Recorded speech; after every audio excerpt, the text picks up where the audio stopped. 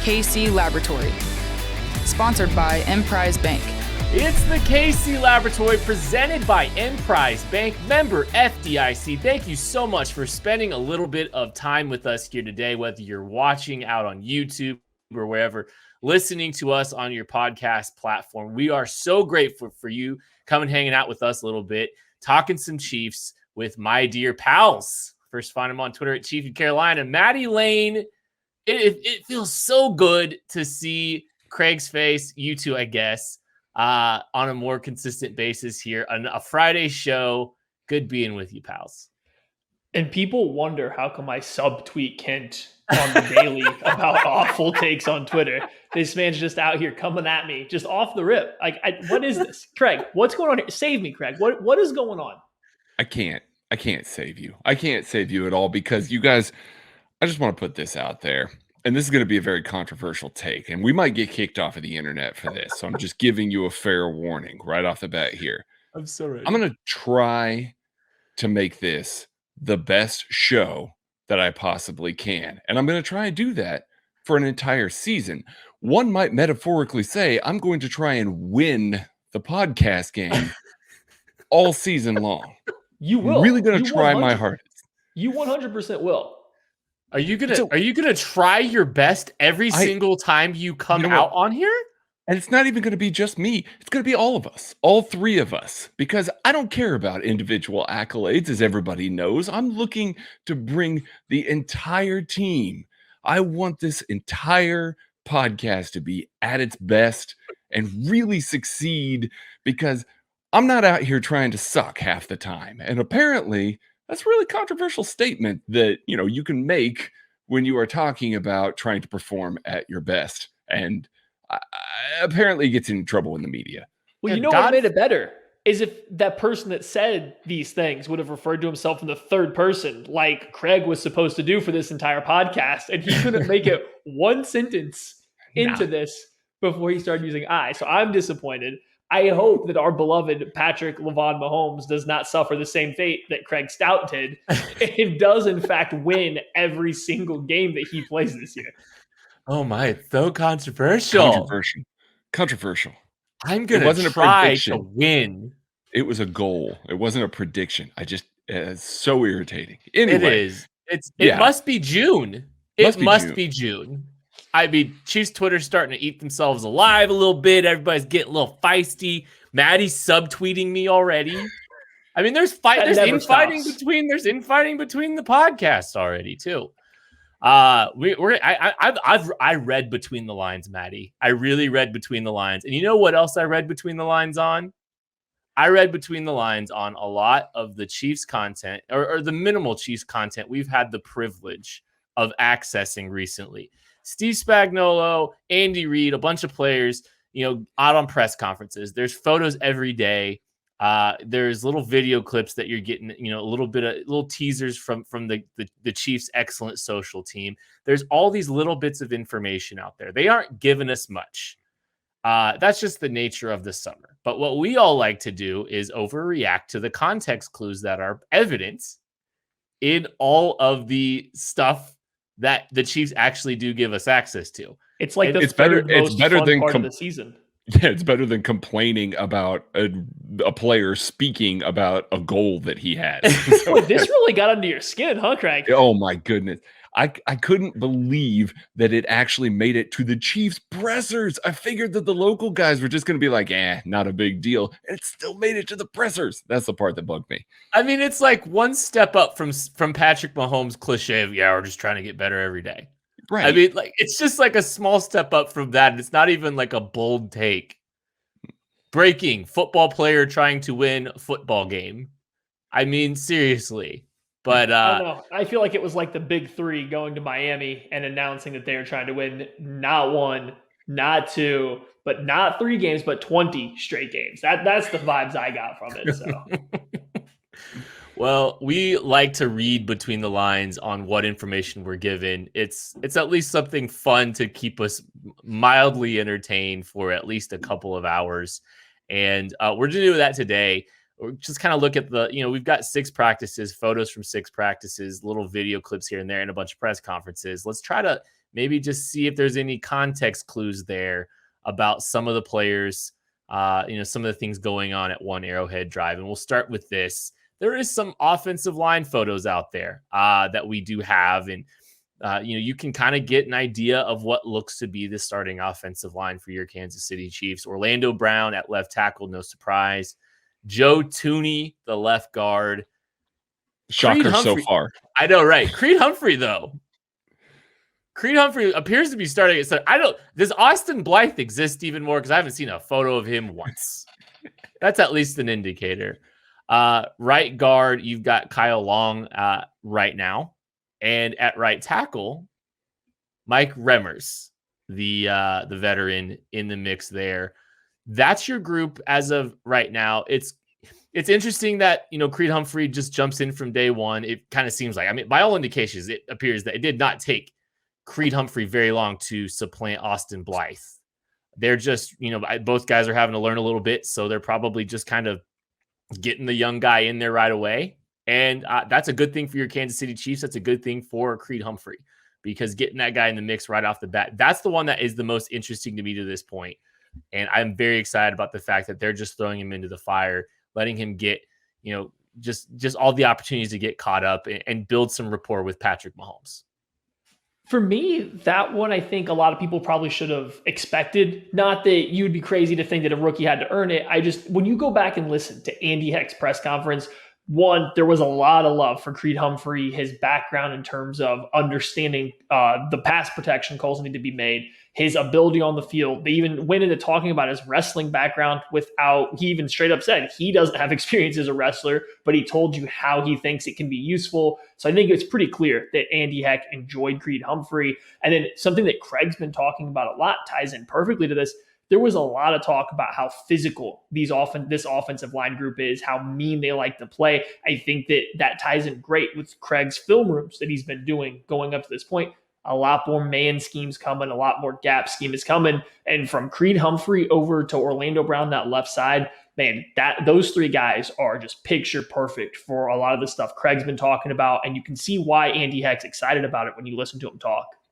Yeah, he actually said that they now have, he talked about guys that were finishers and guys that can really go out there and impose their will, because that's the fun part, and he called some of these guys natural born killers, and saying that they chart some of these finishers, and he wants a group of guys that are going to win with power, that are going to finish, and that are going to be able to hold their own at the point of attack. Boy, is PFF triggered at that thought process. Oh man, movement up front, running the ball. Oh no. But I think we see that that's what the Chiefs went out of their way to do this year, is to try and make sure that they had the bodies to be able to run those types of schemes and do that kind of stuff up front. Maddie's right. From Creed Humphrey over, they're tailor-made for that. That's not to say that Kyle Long can't do it, but it's not something that he's done a ton of. He's been mostly a zone guy in his career. And then Mike Remmers, Maddie, I know you got Mike Remmers takes here. Yeah, seeing him out there at the right tackle, I think gave Chiefs fans a little bit of PTSD from the Super Bowl. Okay, so I just want to ask you guys quickly, what was your opinion on Mike Remmers last season? How do you think he did, Ken? What was your opinion of Mike Remmers' play at right tackle last year?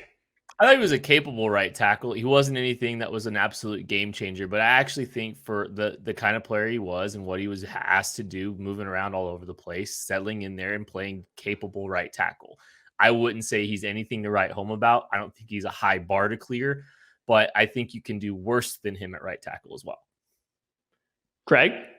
I mean, after now going back and watching a lot more of the Chiefs, blocking up front, doing this offensive line stuff, he got a lot of help.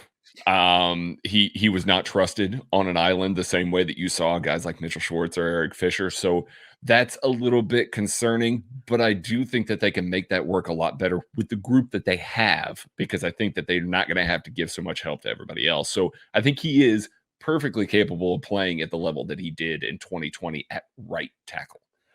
And that's where I kind of wanted to go with this, is I do think he's capable. I think that Mike Remmers is a guy that if he has to step in and play right tackle like he did last year for the Chiefs, you aren't in a situation where your entire season is ruined. However, I think you see it when you got to play against higher level of competition. You either are forced to use the best player on the team, not named Patrick Mahomes, and to block and Travis Kelce. You're having to slide your offensive line to his side. You have to alter your game plan to make up for Mike Rimmers being at the starting right tackle, especially for 16, 17, 18, 20 games like it's going to be.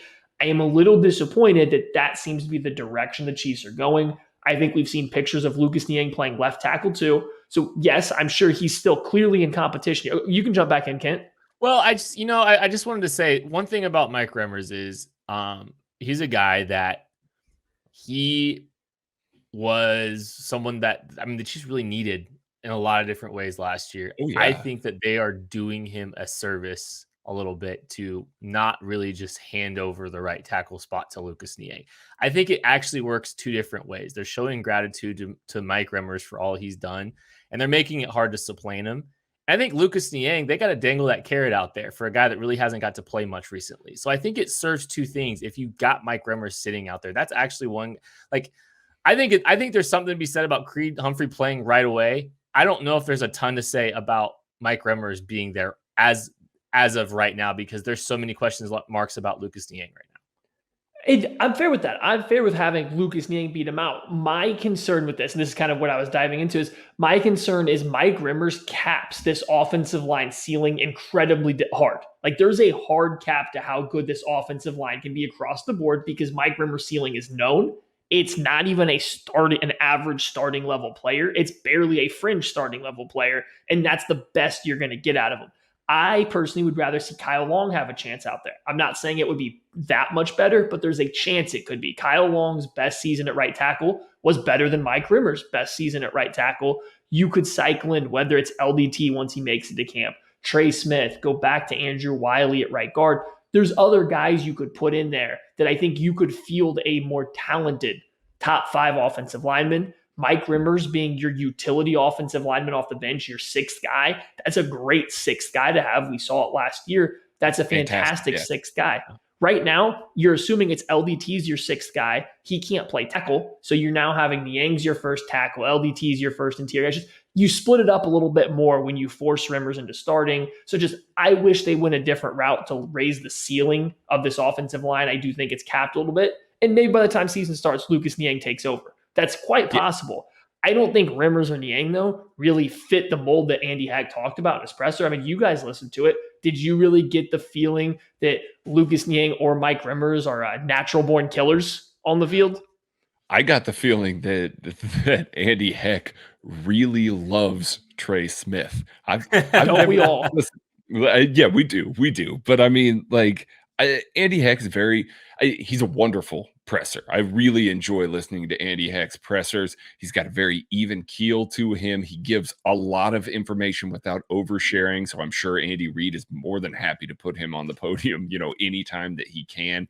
But you saw him when he was asked about Trey Smith really perk up because of his football character, his finishing, his power, all those things that we talked about up front. Like, he got as excited as you see Andy Heck get in a presser as we've ever seen, just gushing about this 6th-round pick. And obviously there are other things to overcome medically with Trey Smith. We'll see how that goes. But I do think that Matt's right. Like, those guys aren't the types of guys that really fit in, specifically with those types of asks and what Andy Heck is looking for in those positions. So it will be very curious once they put the pads on, they actually start getting to hit, where we see the shift go. All right, real quick. Day 1 right tackle starter, or week 1 right tackle starter. Maddie, real quick, who? It's going to be Mike Rimmers. Yeah, I think so too. I think Lucas Niang might have it by week 8 though. Sweep it. I think they're going to give Remmers the first crack, and we'll see how long that lasts. But I wouldn't be stunned. I was just going to say, my one, not concerned with that. It's just, I don't dislike Lucas Niang being the backup swing tackle. I don't like him getting reps at left and right tackle. I think if this competition was super close right now, I think he'd be getting only right tackle reps. That's just my gut feel. I don't think that he would be losing reps to Prince Tega playing right tackle while Lucas Niang was tried out at left. I think he's more of a swing tackle right now than the pure in the right tackle running. But I could be wrong. I hope I'm wrong. I hope he starts. That's just reading between the lines. Those are the lines I'm seeing. I'm seeing Niang playing left, Prince playing right. Kind of hard to move Niang over Rimmers at this point in time. That's another context clue. That's a deep context clue there, Maddie, and a good one there. Another one, Noah Gray getting some run with the first team on a couple instances here. You saw him on some 7-on-7 reps with Patrick Mahomes. You saw him in the Tyreek Hill and Orlando Brown eviscerating Tyreek Hill and just removing him entirely from the screen picture. Noah Gray was in with the first team on that. And a couple things about that. That's notable. And here's why it's notable. There are 2 tight ends in this organization outside of Travis Kelce that have been here at least a year, that have played significant snaps for this football team the last 2 seasons. And Noah Gray is out snapping them with the first team. They do not waste Patrick LaVon Mahomes' time, especially in the summer, on players that aren't at least turning an eye, at least that they're not trying to fast track to get ready to go. This very clearly seems like he is in some capacity part of the plan. And it's not like Blake Bell and Nick Keizer are a huge bar to clear, but it does seem that the Chiefs believe he either will clear it very quickly, has cleared it. These are indicators for me that Noah Gray is very much in the plans for this football team. It started, they traded up for him, even if it was the 5th round. They traded up for him because they had to have Noah Gray. And now, 2 weeks into OTAs, here's Noah Gray getting run with the first team in a couple different instances. They're not wasting Patrick Mahomes' time, Maddie. I agree. And I think when you start getting things like this, when you start seeing a consistent player constantly jumping into first team reps or constantly being on second team reps or working with specific personnel packages, that's when you start to pay attention to it. So 1 rep of Noah Gray playing with the first team while Travis Kelce was off golfing and potentially enjoying a few brewskis along the way, judging by, his typical offseason look, that's no big deal. But once you get to 3 or 4 of them, I think that's where you start to pay attention. That's what I'm looking for when I go through the pictures. I know Craig's doing the same. Yeah, I definitely am. Especially when you've got guys like Blake Bell and Nick Keizer that have been in Andy's scheme. Like, it's real easy to just throw those guys like for like. It's not that he's replacing Kelce here. It's that he's leapfrogging 2 guys that have been here. Andy trusts them. Like, they brought Blake Bell back because they trust Blake Bell to get in there and run the offense. They brought Nick Keizer in because they trust him to run the offense. The fact that Noah Gray is leapfrogging either means that he's getting the run that those guys were getting in those positions, or they're using him as more of an H-back, as more of that sniffer tight end that we've talked about a little bit, using him as a dynamic weapon with the first team, which would indicate a shift towards more of those gap schemes like we've talked about. So it's very interesting. It means a couple of different things here. I think it's not worth turning a blind eye to it just because, sometimes guys get run with the ones. I mean, Kit, like, we see him all the time out there. Like, this opens up the offense if they use him that way. You can't ignore the fact that he's leapfrogging those 2 guys. Well, Maurice French isn't getting a ton of run with the first team. Like, no. It's like I think there's some level of consistency here to him getting opportunities. That's not dunking on Maurice French, by the way. That's just saying it's the reality of it. Maurice French is a practice squad player that probably isn't going to make this football team. It's going to be very difficult for him to make this football team. And the guys that are on the fringe of the roster aren't seeing a ton of time with Patrick Mahomes. And there just seems to be a very obvious attempt to get him in the mix with the players that are going to make this football team. And doing it so quickly, I think, is of note because, I mean, the guys that get run in OTAs early in the past, we've seen have a lot of success here in Kansas City. The rookies that wind up getting run early, I'm going to say this name, and please don't just... Tyreek Hill got a lot of run in OTAs. Kid said it. Noah Gray having a Tyreek Hill rookie season. Day 3 picks getting run. Here's the thing. I don't think you need to set unrealistic expectations for a guy like Noah Gray. If he's a contributor, if he's your tight end 2, that is massive for a 5th round pick. If they found a trusted tight end that's better than Blake Bell and Nick Keiser, which again, not a massive bar to clear, but a bar to clear and an improvement on your football team from a 5th round pick, that's a win. That's a big win. That's a small win, but that's a big win. And those small wins add up when you're trying to make your roster better, especially with day 3 assets like Noah Gray. And I think that's what's interesting to me is if he can be better than what they've had in the past, that's 4 years of club control of a guy that they think is better than a Blake Bell and a Nick Keiser. And that's massive. That's massive from a roster building perspective. You know who else really transitioned quickly? L'Jarius Sneed.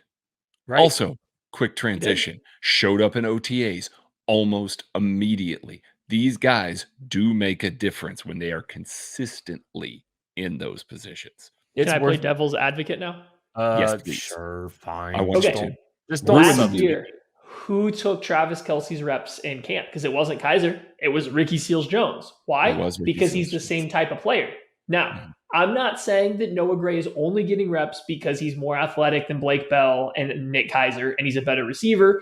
But I'm also not saying that because he is definitely a better receiver than those guys. He moves better than them. He can split out wide and play as a slot receiver. So I could see the logic behind Gray getting those reps while Kelce's not practicing or participating in these OTAs over Keiser, over Bell, essentially because the positions are considered separate. Do I think that's what's going on? Yeah, no, let me finish. I don't think that's going on, but I do want to say that's there. I do think that Kelce is considered a slightly different position than what Keiser or Bell play. So you do have to tread a little carefully when looking at that from this regard. Yes, go ahead. However, the situation we saw was Noah Gray lined up in line. Attached to the tackle. And I think he blocked. And I think he stayed in block and cut off the backside. So that would be a very prime Nick Keiser, Blake Bell situation. They excel in that role. That's where they're best is also, in that specific role. It's not like Ricky Seals-Jones was a rookie playing here in Kansas City last year either. Not like he could turn either. So, well, that's another story for another day. Let's take a break here between the context clues and just let's talk a little bit about some rookies that we're kind of falling in love with a little bit irrationally. We haven't really seen much film on them either, but it's time to fall in love with a rookie. Craig, who's the rookie you're falling in love with? I mean, the only rookie that there is to fall in love with right now is Creed Humphrey because he's going to protect the franchise. They gave him the reins from day one. I am always team play your kids. Get the guys in there quickly unless you have an established veteran. Creed Humphrey is going to be in there. Andy Heck loves him. He's going to call protections. They're going to run gap schemes because they've got a guy that can protect it and call things up front. I love Creed Humphrey. Unabashedly love him after getting further into this offensive line stuff. So I 100% on board with Creed Humphrey as the guy that I love this year. Yeah, Patrick Mahomes probably called him a beast, didn't he? Oh, wait, no, he called Cornell Powell a beast today in the press conferences. I'm going to go with my guy, Cornell Powell. By all indications, making some contested catches, something that he was well capable of doing at Clemson. That's a positive indicator there, too. I think, if he can show capable offensive ability, winning at the catch point, that's a big win for him. He's going to have a role on special teams immediately. This is a chance for a guy to become a contributor as a 6th round pick. And again, same with Noah Gray. Getting any kind of contribution from those guys is a big win. Cornell Powell is the guy I'm falling in love with. I'm excited about him. Listen, I'll be the only one that's right. So you guys can talk about all these guys, but only one of these players, I think it's pretty clear, is the guy that had a license to kill. And that's Trey Smith, the offensive guard. Now, it might be a little bit slower of a process. Andy Heck talked about he sees him as a starting guard in the future. It was just a matter of when he gets there. So I accept that. I accept it's going to be a year or two. But only one rookie gets coaches this fired up when they talk about him. Only one rookie takes the podium and gets us fired up to listen to him. That's Trey Smith. That's why you fall in love with him and not these other jamokes. I'm just kidding. I love the entire rookie class, guys. They're all great. I just wanted to win the podcast. That was a very impressive little Jamoke out. Maddie brought his A game for that argument. He really did. You know what? Cornell Pell got the stamp from Patrick Mahomes, and that's all that matters. He did. But one of these guys is going to start day one. Patrick Mahomes has already worked with Creed Humphrey so much that it's just second nature for him now. Like he already said he's adjusted to the fact that he's a left-handed snapper already. Like it happened immediately. So Creed and Patrick have gotten very close. Creed's going to have the biggest impact. That just wasn't the question. It was which guy do I love the most, and that is 100% I'm sorry. The biggest impact protects the franchise, so that by default makes me love him the most. Mm-hmm. I'll remember that. All right, let's get back to context clues because this is just unraveling extremely fast. Maddie wanted to talk a little bit about Steve Spagnuolo and his lukewarm commentary on the cornerback position, a place that the Chiefs have really not spent a lot historically and continue to not spend on this roster either. Yeah, so Steve Spagnuolo was asked about where L'Jarius Sneed's going to play, and he made it very clear he's going to start on the outside. He gave examples from his time with Philadelphia that they played some guys outside, then back inside, and referenced that for Sneed. But the big part that caught my attention was he went on to talk about how it's going to depend on the next cornerback to step up, to show up, and he repeated that like multiple times. There's nobody else on this roster that he feels right now is ready to be a starter. Like he even came back and said, even if it is a guy, like he made the reference that it might not even be a cornerback that steps up to be the third, the slot defender, the other outside guy. So L'Jarius Sneed's going to play. Charvarius Ward's going to play. Who's next, Craig? Who is Steve Spagnuolo waiting to step up? Who's it going to be? Please tell me, because Steve Spagnuolo's confused. What am I supposed to do here? I know that doesn't give a real ringing endorsement, and I know that they got some injuries out there. Like I get that they're a little banged up at corner, but this isn't a situation that you want to be in. Now, it's nice that you got a flexible chess piece like L'Jarius Sneed that can move outside and inside that helps you to really mask some of those things, as we saw last year. But that's not a really ringing endorsement of your cornerback room when he's basically alluding to Tyrann Mathieu going back to the slot. Like I do think that he's referencing maybe a safety kicking out there. And if you're kicking a safety out there, well, then you're taking away from one of the things that he does really well, patrolling the middle of the field. So that's a little bit worrisome. You've got to hope that one of those guys steps up. I mean, Steve Spagnuolo is calling these guys out in the media. Like this is as far as about he goes on the podium as far as calling guys out. So the fact that he had to bring that up multiple times, like Maddie said, I think it was 3 or 4 times that he basically said one of these guys has to step up. That's not great right now at this point in the season. I think the thing with the cornerback group is the idea of a lot of these guys is interesting. Like the idea of DeAndre Baker's fascinating, Rashad Fenton, Bo Peep Keys. The idea of these guys is, but someone's actually got to Mike Hughes. Mike Hughes. These guys actually have to, it's got to manifest itself, and it hasn't yet necessarily. From by all indications, is he might be dangling a carrot, but it doesn't sound like anybody's really that close to grabbing it. And that's going to be worth monitoring for sure. The Bashaud Breeland situation, he's still out there. There'll probably be a corner or two if you don't have David Amerson, PTSD, maybe a cornerback released in the open, gets to the open market here this summer. Maybe there's a guy they look out there. It's going to be interesting to see, how this group shakes out, who steps up, what adjustments they make to make this roster, better at that position. I think I have something coming up on KCSN Substack, talking a little bit about some positions that might need a veteran, and cornerback is one of them. Spoiler. Why did you bring up David Amerson? I had to, right? I thought that I drank enough to eliminate that name from its mind. Well, hey, on the note of David Amerson, make sure you're subscribed to the KC Sports Network Substack, so that way you get all of the alerts and everything sent directly to your inbox in your email, and you can keep your eyes out for some big announcements coming up here in the near future. Near future. I'm going to take this time. I'm going to put you guys on the spot. Oh, no. Who's the 5th defensive back week 1? Craig. Ooh, 5th defensive back week 1 is going to be Rashad Fenton. I think. Where's he playing? Where's he playing? I think he's going to play in the slot. That's where Spagnuolo has played him in the past. Next. This is kind of off. I want to say Rashad Fenton outside. I like it better.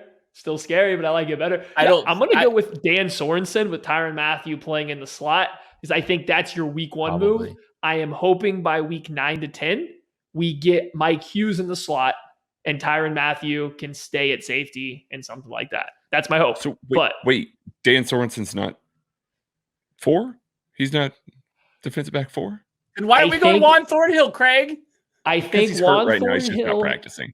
I think I am going to be the ever optimist that Juan Thornhill returns to the Buffalo Bills form, to his rookie year form, and takes back over the starting role that he earned over Dan Sorensen as a rookie. I think he can get back there, and he will get back there. If he's not ready, then put him in. He can be the 5th guy, but it's going to be a safety. That's all I was going for. It's a safety. I think you're probably right. Yes.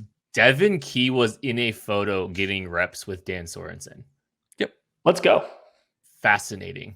That's a lot of size at safety. That was interesting. I was just like, and it looked like he was like operating from the slot, and I was just like, great hair too.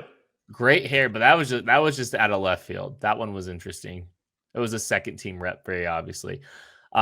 Chris Jones playing defensive end is something that it was. Spags was all over the place with this one. It was great, Craig. Yeah, he started by kind of alluding to the fact that Jerron Reed will give us a little bit of flexibility with Chris Jones. We'll see. I don't know that he's going to play defensive end. And then later on, he was asked about Chris Jones losing some weight and, what it's like to make that transition. And he said, well, it's really hard mentally to make that transition to defensive end, which is what Chris is doing right now. Like he straight up said, Chris Jones is playing defensive end, and then tried to walk it back and said, there might be some matchups where he plays where we see that he can beat a guy, on an offensive line or something like that, which I do believe. I think that they'll move him around a little bit, but I think, we've speculated all along. We've seen in some pictures that he's getting some defensive end reps. I think Spagnuolo coming out and acknowledging that he's lost weight and that he's going to play defensive end would indicate, Maddie, that the time has come. He's playing defensive end in 2021. I have never been more sure about this topic than I am after listening to Steve Spagnuolo. Not only did he say that Chris Jones is currently accomplishing the mental aspect, he specifically said that hopefully now that he's lost some weight, he's more flexible, like you need to be at defensive end. Because if we go back and recall, I don't think we've seen Chris Jones be flexible for a defensive end. For a defensive tackle, sure, he's got a good arm over. He can dip under guys. He shows a little bit of rotational flexibility. But you watch him rush as a defensive end when he's done it in the past, it's just all linear. It's a power rush. It's a long arm occasionally, mostly a bull rush. Steve Spagnuolo specifically mentioned that he's trying to get more flexible to play outside. I think that, along with the mental reps, he's going to play defensive end. I think he's going to do it early. He's going to do it often. What's your final takeaway on this? Chris Jones, is he playing more snaps at D end or more snaps at D tackle at the end of the year? Ooh, boy, you're making me do a lot of math in my head. That's a great question. It's a great question. I still think it's defensive tackle, but I still think it's defensive tackle. I actually wonder if he's. We'll see. We'll see how the base downs go. Like that's what's ultimately going to be really. I mean, there's such a long way to go here, and how is he going to operate there on the edge on the base downs? How often do offensive coordinators try to put him in conflict? He's going for the quarterback. He's going for the quarterback every time. I know. But I think that's the mental side, and Spagnuolo made sure to point out that he is accomplishing the mental side, which is the big question. That was the thing that we've had a question about all along, is learning that. And it seems like he's doing it so far. That's great news. I'm a lot higher on the move now. I think they're doing a lot of work cross-training him, but I do think it could be matchup specific, because I think if you put him out at end against Baltimore, they're just going to read off of him a lot. So they're going to have to scrape, and they're going to know exactly what they're doing. So they're JJ Watting him. They're literally just going to put him over the worst offensive lineman ever, and then we're going to act like it's crazy that he had a good game. Why not? Okay, I'm not saying it's bad. Yeah. It's called the JJ Watt. It's where he's good enough to play anywhere that you literally just put him over the worst player, and then we act surprised that he had a good game. I think that's a good move. I mean, I'm fine with it. I think that actually puts Chris in a great situation. I think that puts Chris in the best situation to succeed. All right, I'm putting on the tinfoil hat, guys. Steve Spagnuolo. This is the second time now that we have heard a lot about the red zone defense. Steve Spagnuolo actually expanded on it a little bit, talked about stopping the run first. That is their first goal in the red zone. I think that for Steve Spagnuolo, that goes beyond the red zone. He wants to stop the run. He does not like being run on. You want to know one of the best ways to not be run on? Put Jerron Reed at defensive tackle instead of Chris Jones. Yep. Chris Jones at defensive end, Mike Dana. You could cycle in guys out there, but you want to see better run defense. I think you move in Jerron Reed, move out or off the field Chris Jones. I think this is kind of where you start to see the pathway to maybe getting more defensive end reps at the end of the year than D tackle reps. If that run defense, especially in the red zone, continues to struggle, but even outside of it, Chris Jones playing outside makes even more sense. So that was something else that caught my eye that Spagnuolo said. He honed in on run defense. And I think anybody that listens to us knows we're not the biggest fans of Chris Jones' consistency as a run defender. Flash plays are there, but the consistency is very up and down. And that's something that Steve Spagnuolo craves, is consistency in doing your job. So it could be frustrating. So getting him in more advantageous situations where I would love to see teams try to run at Chris Jones out on the edge. I think he's going to be able to set a really good edge, frankly. Oh, for sure. I think so as well. Yeah. There's areas out on the edge that he'll have success out as a run defender, and probably better success as a run defender. If you're just asking him to hold the edge and then trying to shoot gaps and all that stuff from the interior, I think it's actually it's a net positive. It's just I struggle with the idea of him as a player that you put in conflict, a player that has to operate in space. That terrifies me, Craig. I get it. I do. And I understand that that's something that they may have to deal with, and that Spagnuolo may he may JJ Watt him. We'll see. But that would be fun. I'm here for it. That would be fun. I do want to go back. Maddie talking about Steve Spagnuolo saying they want to stop the run. He specifically said, we want teams to throw. We want to force teams to throw, and it makes perfect sense. Steve Spagnuolo's past defenses have been significantly better than his run defenses as of late. Of course, you want to make teams throw, but I thought it was very, very interesting that he pointed out in the red zone, we want teams to throw on us because we're reducing angles. We're reducing the ability for guys to get open in that area. So I just think that it was really interesting to hear him actually talk about, the philosophy in the red zone after Anthony Hitchens addressed it last week. Well, and let's be all over the place like Steve Spagnuolo was. I want to go back to Ken's point about protecting Chris Jones if he's in conflict out in space. You want to know how you do that? Let's get real nerdy here. Strong side defensive end, weak side defensive end. You want to protect Chris Jones in space? He only ever plays strong side defensive end. Now, teams will motion away from it, so on and so forth, and you just deal with that as it comes.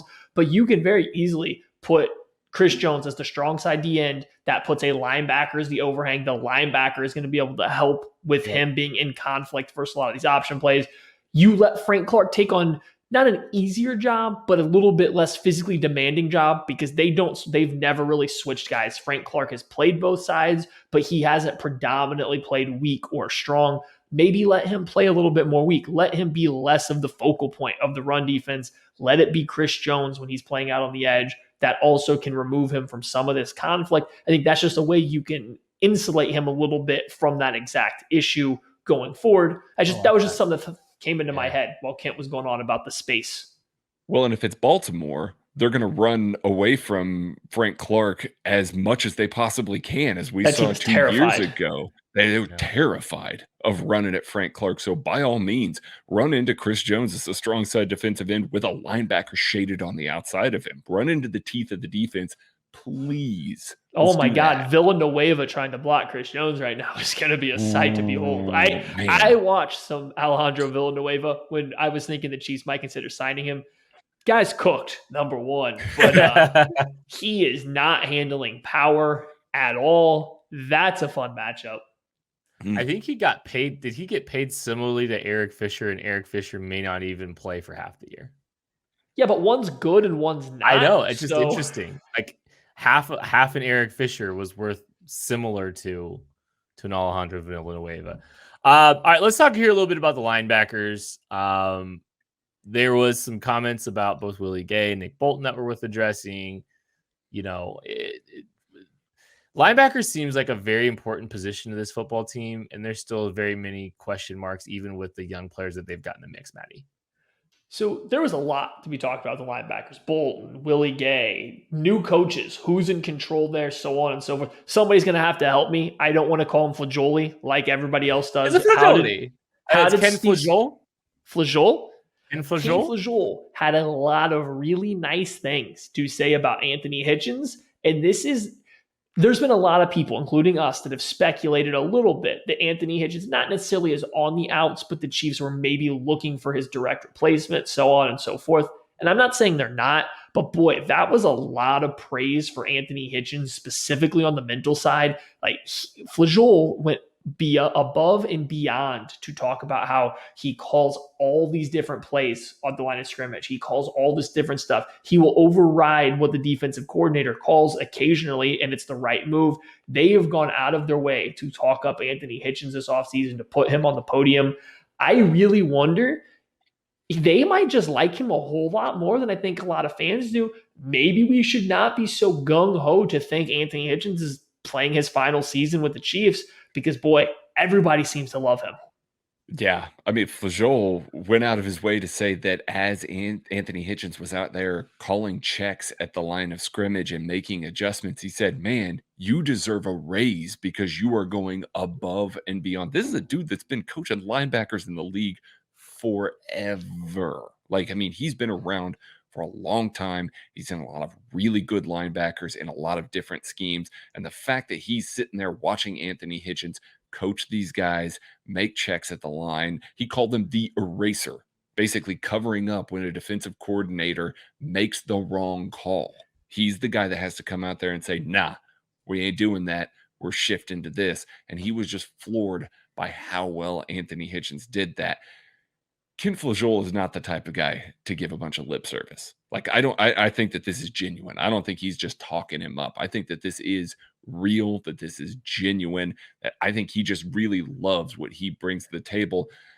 The question is here, because the Chiefs just drafted Nick Bolton in the second round, what does that mean for Nick? What does that mean for him going forward here if Anthony Hitchens is such an important piece? Well, it's fascinating.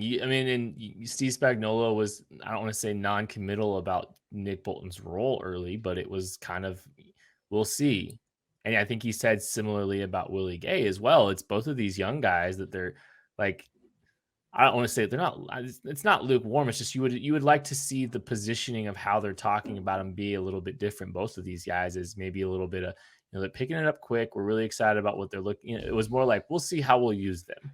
And you don't love to hear, that's one of those context clues I think with the linebackers group is you want a little bit more positivity coming out of there. Maybe we'll hear more down the road here, and maybe they're just trying to really, push on these guys. The whole Anthony Hitchens thing is so fascinating to me. I want to go back to that because Anthony Hitchens, I thought, actually played decent football and pretty good football late in the back end of the season. He was a lot better than what we've seen to this point from him. And it took him a long time to get going and get things figured out and start playing fast. He started playing a little faster towards the high-speed internet, as Ken Flagioli called it. Like, Ken Flagioli. We're already back to Flagioli. I love this. Craig having to pronounce names. It's so good. The worst. But he called it high-speed internet, the way that Hitchens processes things. Yes. So I guess, that's what's just so, I don't want to say annoying. It's just frustrating that, the team has invested so much in the linebacker position. And if they are going to indeed keep Anthony Hitchens beyond this year, and he is as beloved by this coaching staff, which by every indication for the last 3 years, they love Anthony Hitchens. Steve Spagnuolo loves Anthony Hitchens. Mike House loves Anthony Hitchens. And now Ken Flagioli loves Anthony Hitchens. And the team has still went out of their way to continue to add bodies to the linebacker group. There's some redundancy in what a Bolton does here. There's some redundancy in what Willie Gay does. I don't know. There's some bigger dudes here. It's a big, thick linebacker group that's not the best coverage. There's a lot of questions there for me, and the roster construction there's a lot of questions there if Anthony Hitchens is going to be here beyond this last year. Well, and speaking of linebackers, I mean, we have a lot more to unpack here. So Spagnuolo, also like Anthony Hitchens from last week or last OTA period, talked a lot about how the modern NFL linebackers are big defensive backs. They have to be coverage players. They have to cover first. That is what they do now. He talked about it. And Anthony Hitchens is coming into this camp a little bit lighter. He's trying to get a little bit quicker. He's trying to be faster. He talked about because of the way football's trending. But then they went and drafted Nick Bolton. Nick Bolton, some people are, he's kind of athletic. He's explosive, but his athletic profile. Real quick, I was watching the Kingdom or the Kingdom short this week. Nick Bolton, I believe, weighed in at 237 pounds at his pro day. Didn't have a great pro day. What if he's lightening up a little bit? I would love to know what Nick Bolton's playing at here in Kansas City. Sorry, sidebar. Please continue, Matthew. No, somebody has to become the coverage linebacker, and you hope it's Willie Gay. And that is the goal. But Spagnuolo, just like Hitchens, talked about the fact that they know that linebackers need to be better in coverage, and the Chiefs simply haven't had good ones as of late. Chiefs fans will be happy to know Ben Niemann's name didn't come up once from Steve Spagnuolo, from Spagnuolo, anybody. Nobody brought up Ben Niemann. So, keep your chin up for that, Chiefs Kingdom. Maybe you won't have a ton of Ben Niemann on the field, because last year we got a lot of Ben Niemann lip service. Yeah, we really did. Well, one of the things that they kind of pointed out was that they still needed to grow and learn the game. Steve Spagnuolo definitely pointed out that Willie Gay Jr. did not get a training camp last year, did not get a preseason, missed those valuable reps, as we've talked about all of last year. We talked about how he missed out on the most valuable reps for him, but that he's still progressing in the role of Sam and Will. And he talked about Nick Bolton a little bit, also needing to take those steps. Nick Bolton is a very high IQ player. He was at Missouri, but we've now heard Spagnuolo say that he's got to come along in the mental game a little bit, which we get coming to the NFL level. And Anthony Hitch last week talked about how he kind of is teaching him how to take notes from the film room and take it out because he didn't like to take notes, because Nick Bolton wasn't a big note taker, I believe was the quote. Correct. So he's learning some of the intricacies of how to translate some of the film stuff to the field. It could just be that maybe that practice and film wall is just a little steep, because that's what they're getting right now. They're not getting any of the physical reps really. So they might just be seeing him in the film room and going, all right, we got to train him on how to do some of this stuff. And once that comes along, it could click fairly quickly. We'll see. Well, and you hope for that, because you want to see Bolton pick things up, because the reaction time and the instincts were very obvious in the run game, specifically on tape at Missouri. Like, those were things that you saw from him, a quick trigger, a guy that was diagnosing and playing downhill. And it's just interesting to see the juxtaposition between what you saw at Missouri and some of the ways the comments about him have been positioned. It's just fascinating. It's just fascinating to see that's how it kind of, that's the way they'll tell you things without telling you things a lot of times. And you hope for more of, you hope for a little bit more praise about some things on some of these guys at times, but no one's burying anybody here. That's just the context clue. It was just interesting to hear. Because Matty buried Ben Niemann a little bit. That's true. He did. But if Nick Bolton is going to be the guy in 2022, he's going to be the. I believe that was the opponents we faced.